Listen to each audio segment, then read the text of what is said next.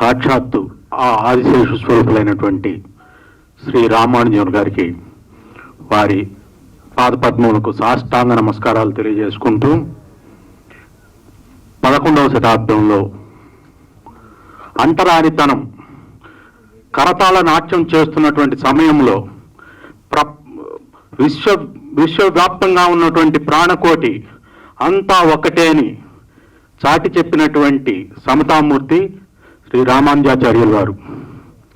వ్యక్తిగత స్వార్థాన్ని వీడి సమాజ సేవకు తోడ్పడాలి అనేటువంటి నినాదాన్ని అందించినటువంటి ఏకైక వ్యక్తి, విశిష్ట అద్వైతాన్ని ప్రపంచానికి చాటి చెప్పాలి అని చెప్పి ప్రపంచానికి చాటి చెప్పిన మొట్టమొదటి ఏకైక వ్యక్తి శ్రీ రామానుజాచార్యులు వారు.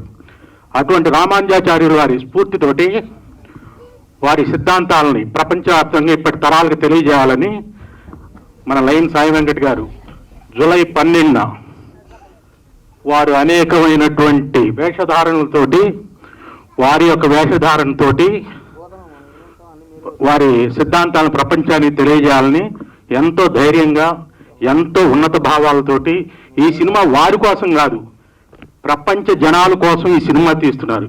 ఇది వారి కోసం మన సినిమా చూడకూడదు, మన కోసం మనం సినిమా చూడాలి అనే ఉద్దేశంతో ఈ సినిమాను చూడండి. జూలై 12న స్క్రీన్స్ అన్ని జయహో రామానుజం అంటూ మారుమోగాలని చెప్పేసి మనస్ఫూర్తిగా కోరుకుంటున్నాం.